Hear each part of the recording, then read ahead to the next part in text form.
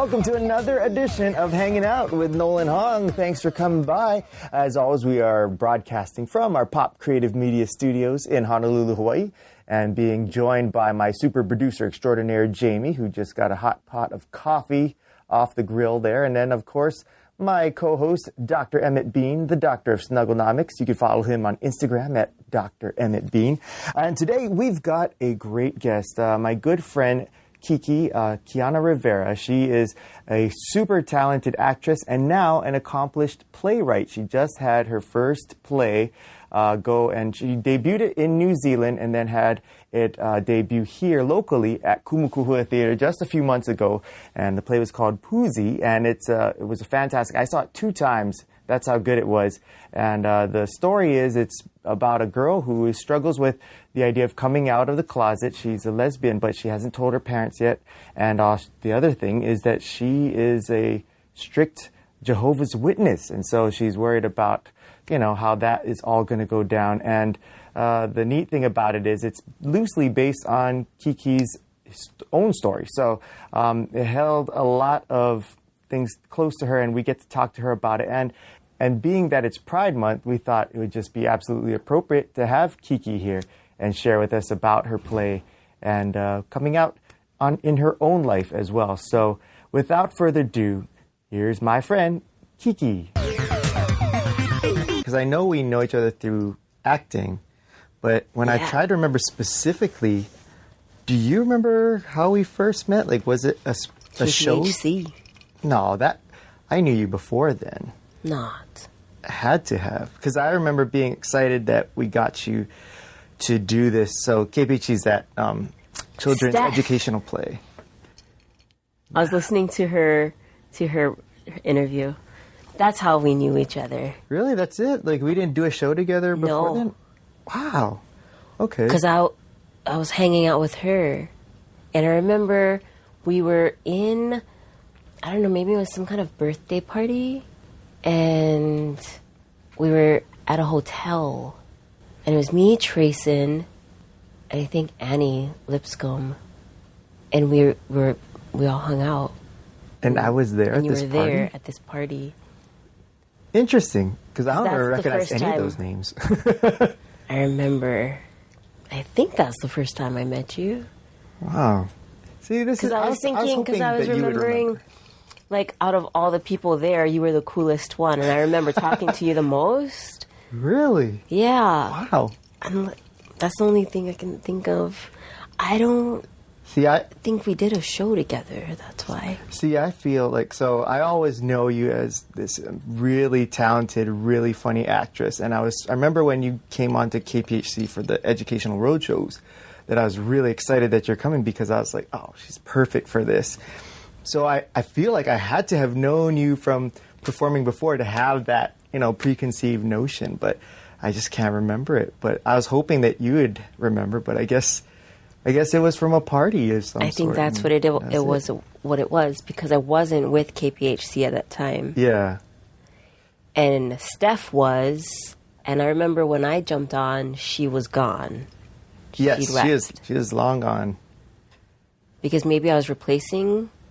I'm not sure what the whole thing was. I don't remember what it was. Yeah, so I don't know how it all worked out. It was so long ago. Yeah. But, well, okay, so that's the thing, is that we've known each other 10 years super long ago. Maybe even more, huh? Because, well, maybe not. I think 10 plus 10 years. Yeah.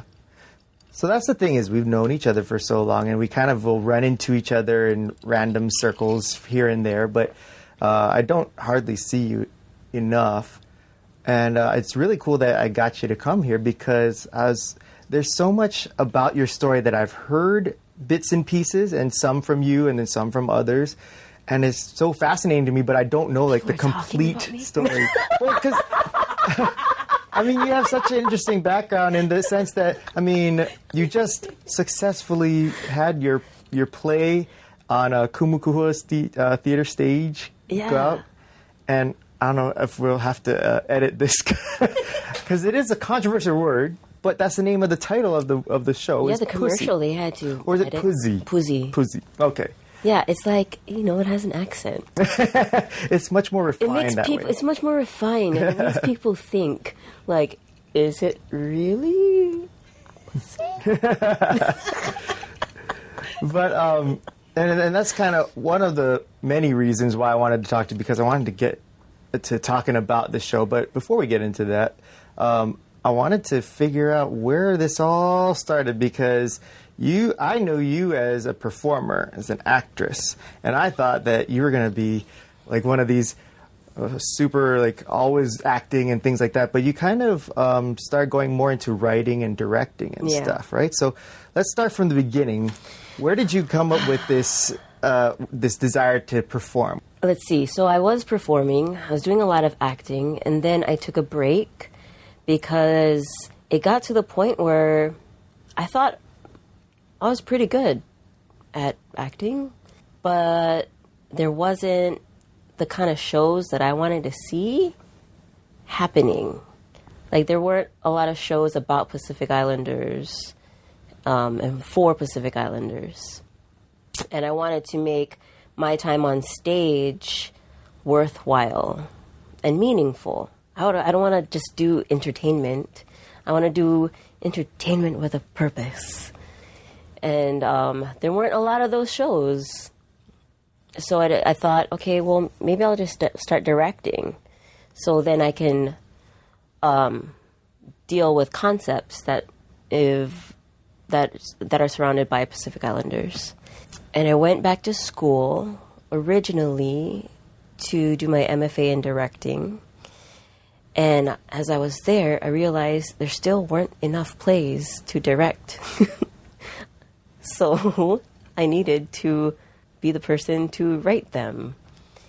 And I've been friends with a lot of Samoan playwrights because whenever they come here from New Zealand, I'm the token Samoan actress that gets called to do all of their readings. So I made a lot of friends over the years. And Victor Roger was the playwright who was here 10 plus years ago on his Fulbright.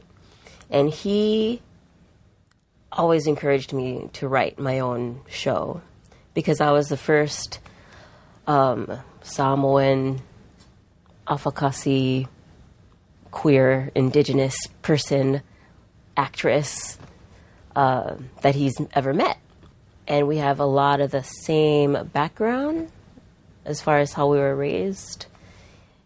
So he's always pushed me, but I've always said, okay, yeah, sounds wonderful. But it wasn't until last year where he said, okay, Kiki, I have this production company, and what we do is we try to make more content about Pacific Islanders. We try to write our stories. And I've been looking for the Pacific Island lesbian experience, and there isn't one out there. So if you're serious about writing, this is the time to do it, because there isn't anybody else doing it. So even if it's a piece of crap, you'll be the only one out there. And I'll help you write it. I'll even maybe produce it with you here in New Zealand. And I think New Zealand is the Broadway of the Pacific. So I'm like, oh, okay. He gave me the offer that I couldn't refuse. Victor Roger, my idol, is going to help me write my play and produce it. So I guess I should start writing. How did you feel when he brought that up to you? Were you intimidated by it, or were you like, okay, now I want to do this and let's go on full head of steam? I'm always looking for signs, and I think that was a big sign. It was clear that was it. And did you have an idea for your story already, or no? I wrote a rough draft that was horrible and went all over the place.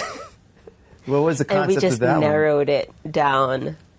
Like, was it just a matter of you're just trying to put something to paper? Or? Yeah, he said just write.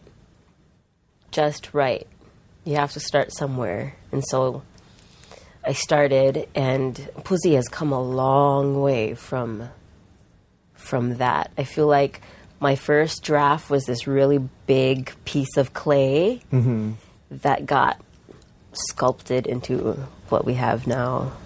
So how long of a process was it? I mean, from when you started writing to it actually being performed? I started in August, my first semester back in school, and then it was performed in February. Also, August of 2016? 15 15. is when I first started writing. And then the first performance was in February 2016. Yep, in Auckland as part of their Pride Festival. Did you get to go? Yeah. I went. It was my first production ever. Yeah. It was being staged. And it was a Samoan director and a full Samoan and a Tongan girl cast. It was a full brown girl cast. It was amazing. I had all the right people involved. And I met all the people that I look up to in New Zealand and in the arts in New Zealand. There, either involved with the performance or just coming to watch. It was crazy. Like, you ever watch that Punny and Punny show? They do Mr. Lava Lava, that whole series. They're on Fresh TV. But one of the Punnies was directing my play, was directing Poussey. So she's the first director. Oh, wow.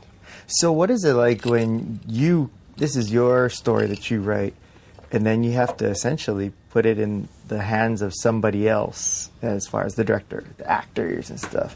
Is there a point of like nervousness, or you're worried that, you know, your message is interpreted correctly, or? I was scared the whole time. Yeah. Yeah. I was scared up until the day I saw the preview. What frightened me the most was how it was going to be received and who's going to find out. Because I feel like it's one thing to be out and a whole nother to be out internationally. I feel like there's all these levels of coming out.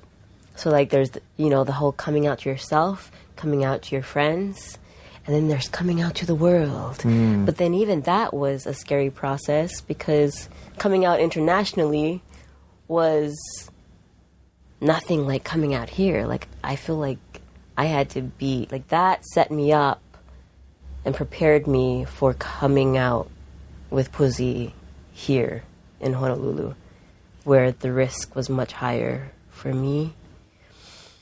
So you didn't actually, I always assumed that you were out here for a long time, but yeah, not really? I mean, not really. I mean, with friends, I'm comfortable with talking about it amongst friends, but there's that whole organization, the Jehovah's Witness organization, that doesn't know. Oh, wow. Or that didn't know.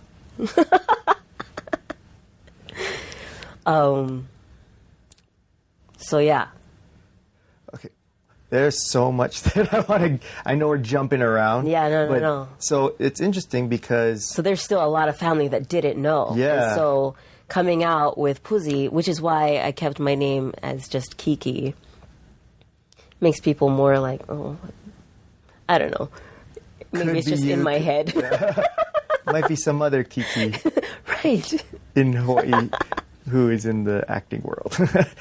So for people who didn't get to see the show, kind of give a quick synopsis of it. But from what I understand, it's pretty much a lot of it is your story, like your personal story, right? Yeah, a lot of it is based on my personal story. A lot of the conflict is. Yeah. Yeah. So when you're talking about Jehovah's Witness, that whole crew not knowing and stuff, I mean, that's a big part of the play, is that the main characters struggle to be accepted and come out to not only her family, but to the church and what that would mean. Mm-hmm. So, I mean, that's crazy that they didn't know here in real life for you, that this whole community didn't know, and this is the way that they would find out is through this giant play on stage for everyone to see. Right? If you're going to go out with a bang. So did your mom know and all that stuff? Like, My mom knew. I prepared her. when did she find out when did you come out to her? Maybe in 2010, 9 or 10. So fairly recently then. Yeah. And how did that go? It went better than I expected. Because I think the first thought is, oh my gosh, I'm going to be disowned. But it was just a lot of crying, a lot of her blaming herself and saying that it was a phase, and, wishing she studied the Bible with me more. But she was always there. In fact, she was more like, how could you ever think that I would disown you? Like, that doesn't even come to my mind. And so she's always been there. She's like my number one support. Before you came out to her, what was your relationship with her like then? We were close, but not that close, because I always felt like, there's the Kiana that she knows, and then the Kiana that... There was Kiana, and then there was Kiki, that everybody else knew.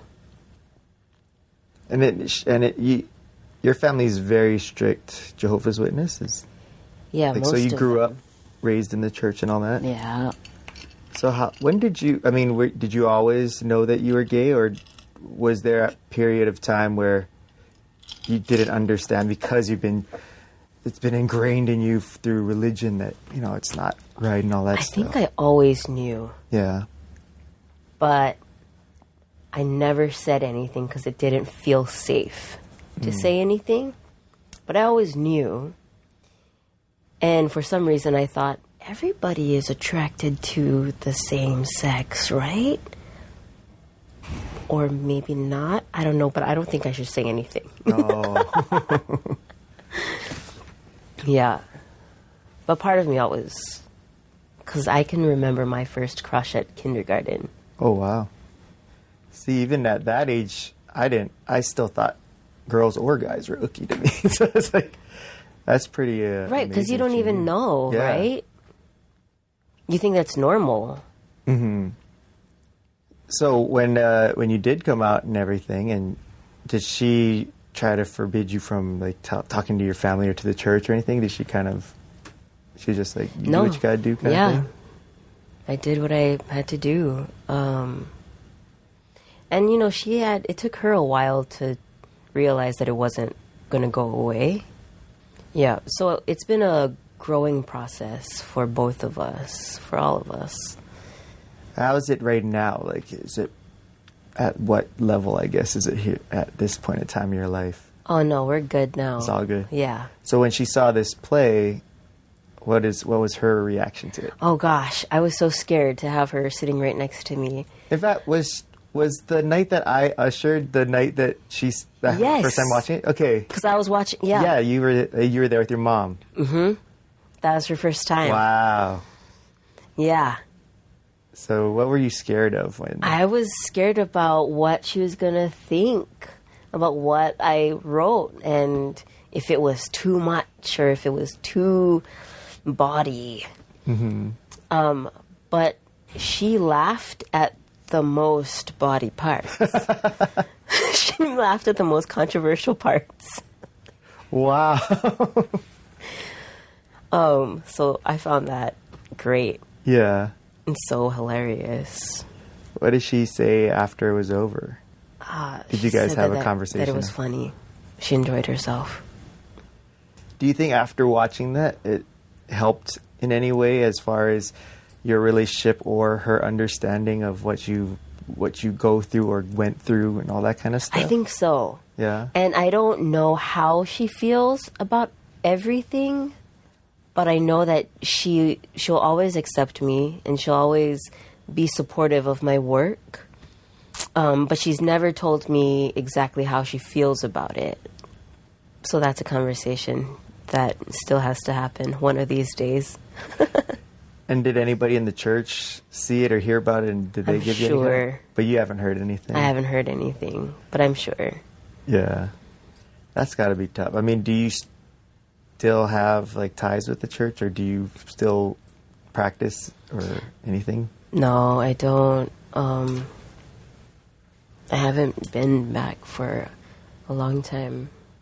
But I still have family that goes, and I think, you know, what's interesting to me about coming out and, you know, everything that I've been taught, and I kind of put this in the script. I'm not sure if it was used, but one of the main sayings was make the truth your own, which I found so profound, because I feel like for myself, that's exactly what I did. I made the truth my own. And it may not be their truth, but I definitely found it to be my truth, and I'm okay with that. But it's interesting, yeah, to see, like, where exactly the persecutions come from. Mm-hmm. Did you get any kind of negative feedback?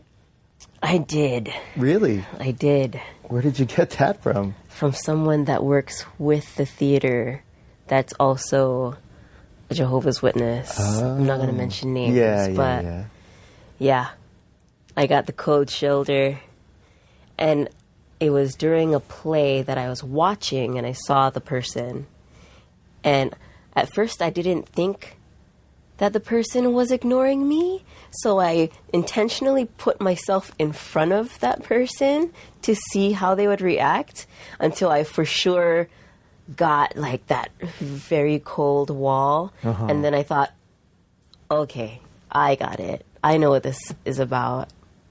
Got it. Note taken.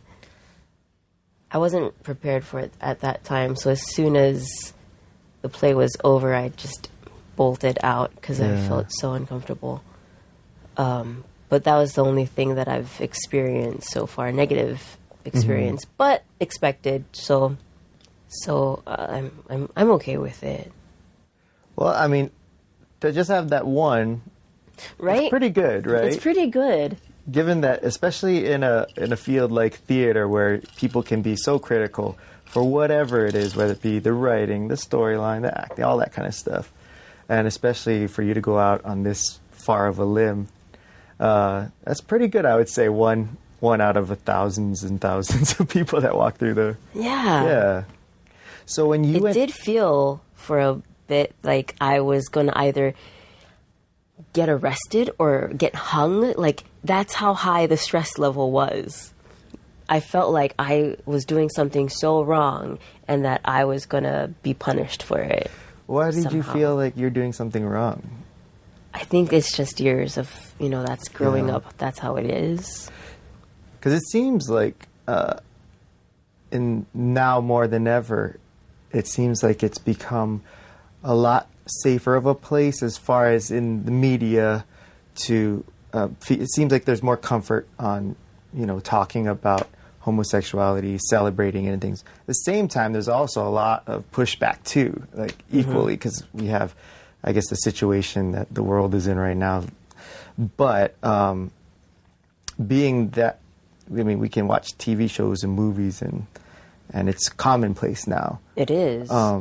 Is that something that you feel fortunate that, like, okay, let's take this, ride this wave and continue on with creating more content like this? Yes, definitely. And I'm so grateful to all of those people that came before me who have paved that road just so that we can do this.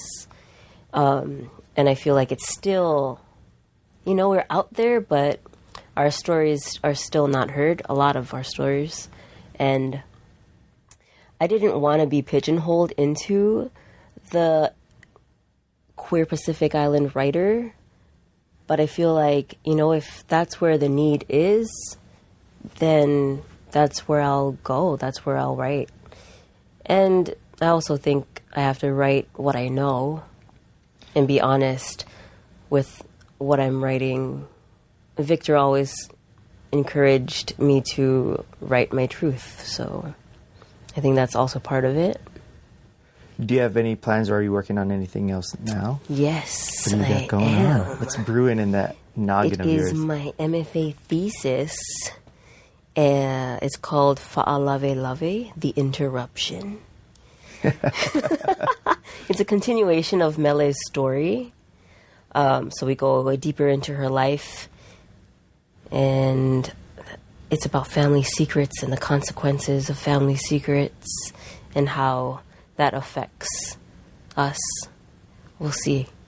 It's produced in December, the first week of December at UH. Oh, wow. Yeah. So is it done already, or? It's almost done. Yeah. There's still some revisions that I have to go through. Well, that's exciting because... But we had for our first public reading. Oh, wow. Of it. And how did it go? It went pretty well. Yeah. Yeah. I was surprised. How is it like when you write something and you have people read it for the first time, they obviously interpret it their way. Have there been times where you hear their interpretation and it's not what you intended? Have you ever experienced that? Yes, kind of. But that's always really interesting to me. I like that they have their own interpretation. And I like that it's really far away from mine because it feels less attached. I feel less attached to it. And I think when the story is so personal, the farther away it can be from me, the better. Yeah, I was wondering since this is essentially, Miley was you, right? Like a representation of you. And when you see these scenes acted out, does it take you back to those times? Not anymore. Not anymore. Now I look at it from a director's eye. Mm-hmm. And so I'm just always critiquing. But not so much. When I was writing it, yeah, I had to go to those spaces. And so it was really therapeutic to write. I can imagine because, yeah, there were a lot of things that I haven't dealt with in a long time. And so to go and revisit those moments in life parts of it was hard, but it was refreshing to get through those. Mm-hmm. I remember the scariest part that I had to write was the coming out scene. And that was the scene that I pushed back until the very last minute. And I remember going to my friend's house. The TV was on loud. She was doing stuff. Like there was chaos all around me, which is not my space for writing. Mm-hmm. But I found comfort in that chaos, and that's the only way I could write that scene. And I was crying, and it was really emotional. But that's how it got written. Wow. With the support of everything else around me. Do you think that that had to be the only way to write that scene? Yeah, I think subconsciously we put ourselves in the spaces that we need to be in order to create. Mm-hmm. And that definitely happened at that moment. And even the moments that I write now, the most conflicting moments I write today, I find myself in those, taking comfort in those spaces, in those loud, chaotic spaces. Because I usually write where it's quiet, like the lights are dim. Yeah. Complete opposite. What is that from, that you just draw from that chaotic feeling, and that's what you need to... Yeah, I think maybe it's white noise. I'm not sure. Or maybe it's because I feel like I'm not alone. Yeah. Because usually in the more intimate moments, I feel very much alone, like in this dark space. But in the most conflicting ones, I feel like I need a lot of support, external support. That makes a lot of sense. Yeah. So when you went to New Zealand to debut this show, you mentioned you went to Pride Week there. Yeah. So what was that like? And have you gone to Pride stuff here in the islands? I have once before. It wasn't like New Zealand. I feel like it was big in New Zealand, and there were a lot of events going on, and it was very scheduled and very organized. Apparently, Pride is happening right now. Which is why I messaged you in my message. I said, hey, it's Pride Month, and I thought it would be great for you to talk about your prideful play. Yes. I'm so glad that I can be a part of Pride by being here. But, I mean, so aside from it being bigger and things there, I mean, is it bigger because in New Zealand it's a lot more accepted and celebrated, or they're just a lot more organized there? Why do you think it's so different from your experience that you had here?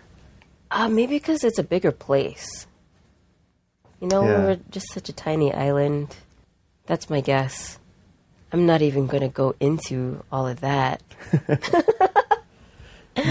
Because I don't know about Pride here. I see it on Facebook. I saw a few ads on Facebook. Not too much, though. I don't think it's as much in my face as it was there, but maybe because I was putting myself in Yeah. there in the events, because I was part of the event. So maybe that's why.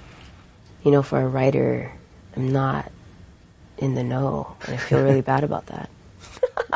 Well, but the thing is, I mean, you're doing some amazing work for the community here. And actually, that's what I was going to ask you. Is like, how do you feel about that? I mean, it's almost like you're one of the influential people now with this play that came out, and now you have your next play coming out. Like, is that a responsibility that you anticipated?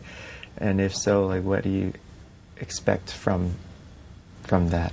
I did not think that I was going to be the face of Pride.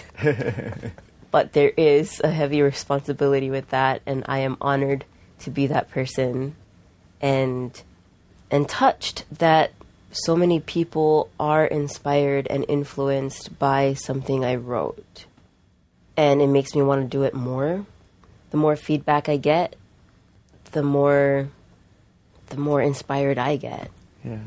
Because at first I didn't want to do this. Because who really wants that responsibility? Right. That's a big boulder to put on your shoulder right there. It is. Yeah. It is. But I feel like, you know, if I just put my head down and instead of just talking about the work, actually doing it and putting one foot forward, then it'll get done, and it won't be as... the weight won't be as heavy if you're always moving. Did you get a lot of... I mean, I know you worked a lot with Victor. His name's Victor? Mm-hmm. But did you have other support around here while you're doing your writing and things, or resources to kind of bounce ideas off of, or was it kind of like a solo project for you? While writing Poussey, it was a lot just me and Victor going back and forth, him in New Zealand, me here, sending emails back and forth. But I've also received a lot of support by Fata, who played... she's an actress and a professor in the Samoan Studies department, or one of those department, Indo-Pacific Languages department at UH. And she's a huge influence in my life, and one of the reasons why I went back to school. And so on the Samoan side, I feel like she's my number one support there, academically and creatively. Bringing Poussey here, Donna Blanchard was a huge support. We went to the Big Island and did a reading of Poussey there with some Big Island actresses, and that was a lot of fun. I talked to a lot of students, and she was with me for that whole thing, and that's kind of how we started working together with this project. And so when we needed a director here, she was the go-to lady, and now I run all my scripts past her and Fata. So which character did Fata play? She played Salamoana in My Name is Gary Cooper, the whore. Oh, wow. The old whore. Yeah. Did you watch My Name is Gary Cooper? I think it was 2 years ago. don't think so. It was a good play. That was, I think that was the first time Kumu did a play of Victor's and of anybody from New Zealand. Mm-hmm. I think that's what started the relationship between here and there. So where did your passion for performing come from? Like, because you said you started with acting. Yeah. So what was your first acting experience? My first acting experience happened at UH in the lab theater. That was my first onstage acting experience, but I feel like my first acting experience came from years of being in the closet. Mm-hmm. Yeah. And figuring out who to be for what crowd. Wow. And I always wanted to be an actress because of that. Because I was so comfortable shape-shifting in my younger years. But we didn't have a drama program or anything like that at Waiʻanae High School. I remember going out for an audition for HTY, didn't get called back. And I was like, all right, maybe not. But then it was my English teacher that pulled me on the side one day after a presentation that I did. On the fly presentation. I did not prepare for any of it. It was me making stuff up that morning.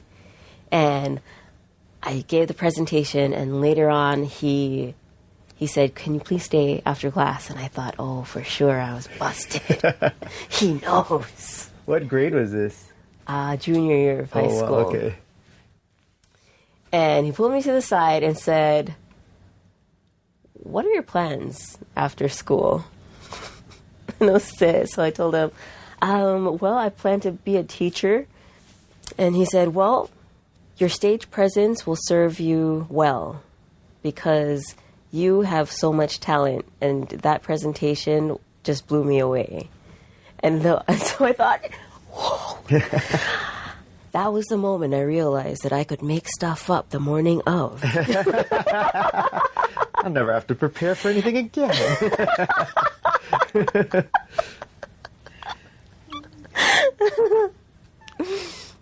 No, but that was cool to have someone else recognize talent. Yeah. Because that was the first time I was ever called talented. And because I wanted to be an actress in the back of my mind, that made me really excited. And so when I went to UH, I started taking theater classes and got involved with all the MFA students who needed people to be in their shows. And then Lisa Matsumoto's show was my first main stage. Which one was that? How the B-52 Cockroach Learn How to Fly. Oh, I was supposed to be in that. Were you? I got cast as the lead, and then I think it was because I got a job or something, and so I had to bow out. Oh, so they were stuck with Charlie. No, they upgraded to Charlie because he originally wasn't going to do it, but they were in such a bind because I put him in that bind that they got him to agree to do it. Well, that's a good bind to be in. Yeah. See, I feel like that's probably where we met, is through some kind of Ohia connection. Yeah. But what were your plans? Like, so your desire was to be an actress, but what were your plans? Like, you wanted to be like a famous Hollywood star, or more like a Broadway actress, or No. what was the hope? I did not want to be any kind of Broadway actress or Hollywood star. I really don't know.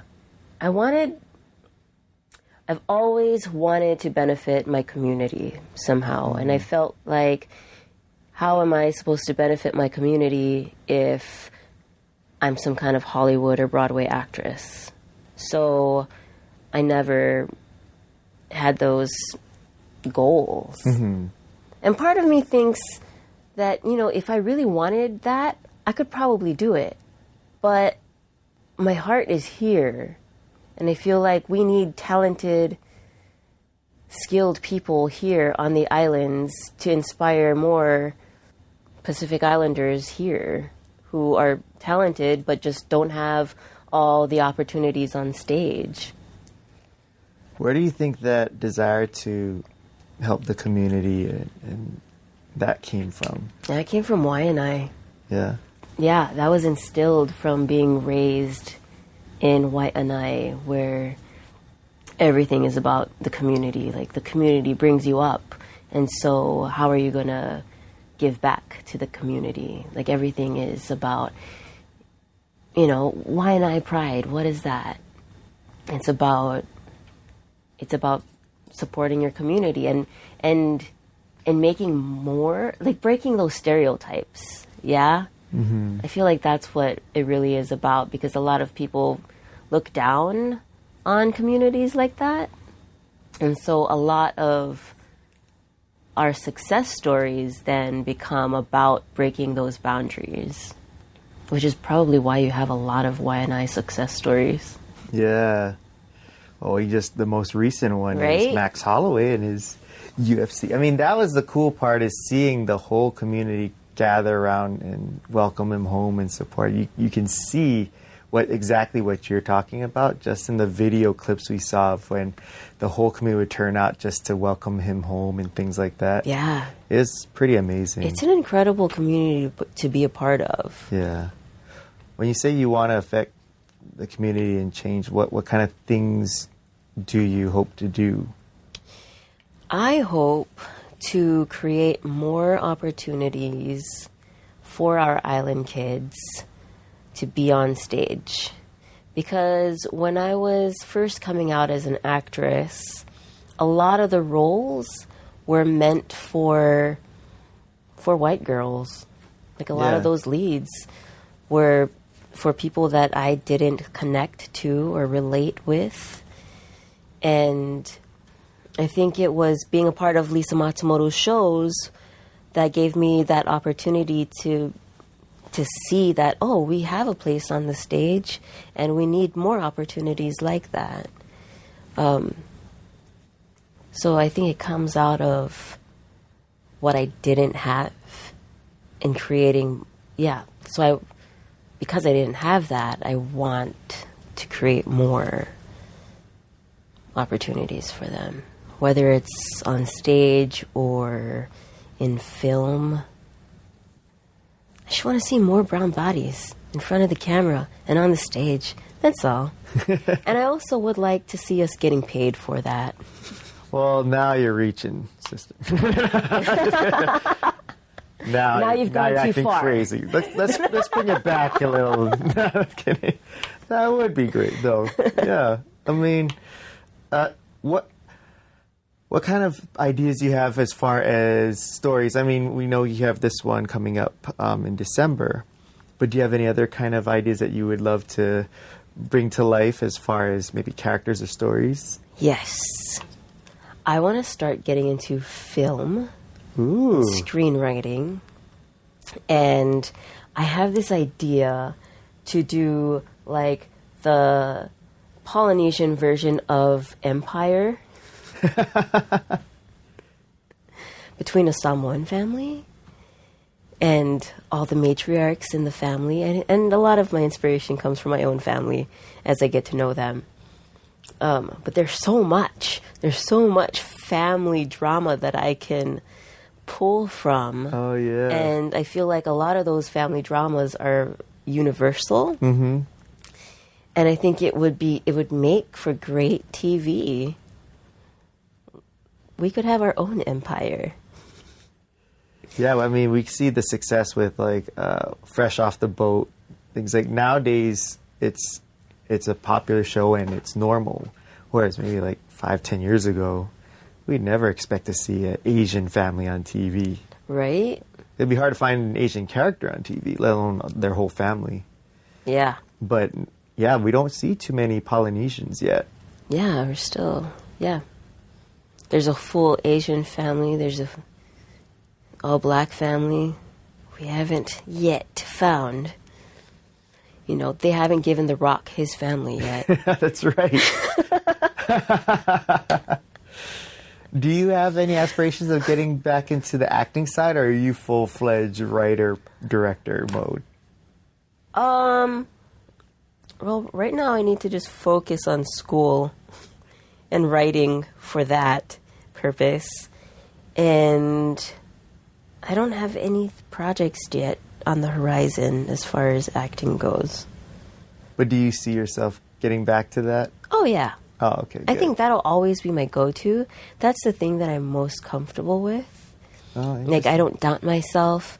I know what I'm doing. And I'll just jump in and go. But acting, directing, I still get uncomfortable, which is a good thing.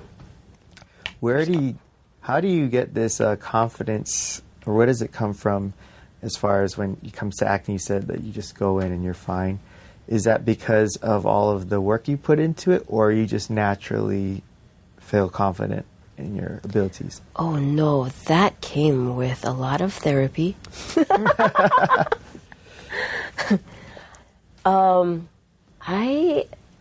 It took me a long time to realize my potential as an actress. And it really came from a lot of that external support, a lot of people telling me how good I was and saying how they enjoyed my performance. And the more I heard that, the more my mind began to change. And I thought, oh, I must be doing something right. Because there is a lot of hard work that goes into creating a character. I get really involved in that world. And it's good to hear that it's paying off. But if people didn't say that, I would always think I'm a failure. What kind of work goes into it? I'm curious, because every actor has their different methods and things. But what are your methods as far as getting into these characters and the work that you put into it? What is that you do? I love to create backstory. So I'll go through my script and write down everything I know about the character, and then write down all of my character's relationships with everybody. And then from relationships, then I'll create backstory. Wow. Until I see a very clear world from where my character is from. Then it becomes my reality. Wow. Then it becomes easier for me to jump in and out of, I think. That's amazing. I've never heard of someone that I know doing that, but it makes so much sense, and that explains why you're as good as you are. Yeah, every character that I've seen you perform, including when you played a 40-year-old mother to a teenage daughter, telling her the dangers of smoking. I was like, every character you play is full on, where I'm like, man, that I believe Kiki is that character. That's awesome. That's neat to know.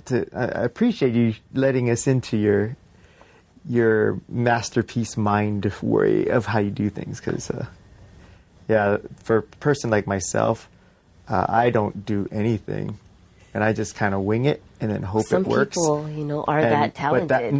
But what it does is it speaks to what you're saying, is that I'm always second guessing and doubting, and I don't feel confident. Yeah. And so I always think if I did put in the work, that I could feel that confidence, because I knew, I put the work in. But I don't know what that work exactly is. And so to see this, I was like, I might want to steal a couple notes from you there. Feel free. No, because I'm not a very confident actress. It was Harry Wong that told me, the difference between a skilled performer and a talented performer. And he said that you have both. And so I thought, well, if Harry Wong said that I have both, I probably have both, and I should probably use those skills to complement the talent side. Yeah. Did he ever expand on that philosophy, what he meant by that? I'm sure he expanded with a story that I don't remember. What was your most favorite role that you ever did? It was for My Name is Gary Cooper, because it was the most meaty role. And I had to play two characters. Sometimes the scene would go from one to the other. And it was my most challenging role. I think that's why it was my favorite. And, you know, it helps that it was a Samoan writer, and it was about half Samoans. So actually, that was the play that really brought me into my own culture. It taught me how to be Samoan, because for a long time I wasn't very comfortable with that role. A lot of identity stuff.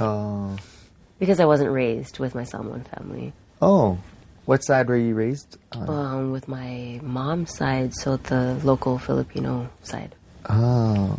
But yeah, so I think that's the incredible thing about theater, is just how much you learn about the world through the stage. I learned all of my Hawaiian history through everything that I've been in with Victoria Nubo. So yeah, I think that's the most rewarding part of it. The learning process, and then the ability to inspire others and teach others through your craft. Do you ever find it's difficult? Like, it sounds like you get really into your character. Do you ever find it hard to detach yourself from your character? Yeah. Sometimes I have to physically shake them off. And sometimes the emotional part is harder to shake off. But I think that's the important part about using your resources and using your friends and family and people to talk to. Therapy. Well, one thing that I wanted to bring up that I always found funny and amused by, and I don't know why, is that for the longest time you used to wear a New York Yankees jersey for a player whose last name was Rivera, which is your last name. And I just thought that was the most, I don't know why, but I always was tickled by it. And that's how I would recognize you, because I would see you sometimes in the street and you would wear that, and I'd see the Rivera on the back of the jersey. And I'd think, hey, there's Kiki. So all this time, I don't know why I'm bringing it up, but... Are you sure that was me? Yeah, it was a blue... I think I don't know what the player's name is. I'm sure he's a popular guy, but... Yeah, you would wear this player's jersey because you had the same last name. I assumed it was why you wore it. That's probably why I did wear it, because it probably belonged to my roommate at the time. Really? So you go around like borrowing people's... Yeah, it's clothes? like costumes. Yeah, I don't know why I brought it up. It's just, that's every time I think of you or I see you, I automatically, my mind jumps to that. I'm like, oh, like yeah. how I call you Nolan Hong of the House of Hong. Yeah, where did that come from? Because you're like the third person who does that. Really? I don't know if it's a thing or... Well, I think because that's how I was introduced. Oh, to you as. okay. Then that makes sense. So you live in town now. Yeah. You're from Waiʻanae. Like, do you associate yourself as a townie now, or are you like refuse to take that moniker? Unfortunately, I think I am a townie because most of my time is here, and most of my adult life has been here. But I'm always going to be from Waiʻanae. Well, I can't thank you enough for taking your time out to come here and talk with us. It's been too long, and your play was amazing. I saw it 2 times just to show you how that I mean it, and I can't wait for the next one. And I'm super proud of everything you've accomplished, and getting to hear your story and your motivations and what you're trying to accomplish makes it even more meaningful to see all that you're doing and your journey. So thanks for letting us be a part of it. Thank you so much for being a part of my life. Thank you for being a part of this journey, Nolan Hong from the House of Hong. All right, our thanks again to Kiki for coming by. And man, she is just doing such amazing stuff. And I'm just so blown away by her talent and what she's accomplished, and look forward to what she's going to accomplish. So thank you so much, Kiki, for stopping by. That was absolutely wonderful. And I hope you enjoyed that conversation as well. We really appreciate you tuning in every week and subscribing and all that good stuff. So thanks for supporting the podcast. We look forward to bringing you another great episode next week. We got a few in the can, so I can't wait to, I've already got it ready for you, and I can't wait for you to hear it. So tune in next week for another exciting edition of Hanging Out. Want to say thank you to our sponsor, Monster Energy Drink, for sponsoring us as always. And a big shout out to Jimmy Knox from Monster. In fact, I got to run into Jimmy and his two boys and his brother this past week at the Hanaho Picture Show. We got to see Back to the Future in the theaters together, and it was amazing.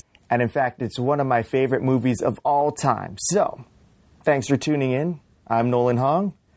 And look, there's a rhythmic ceremonial ritual coming up.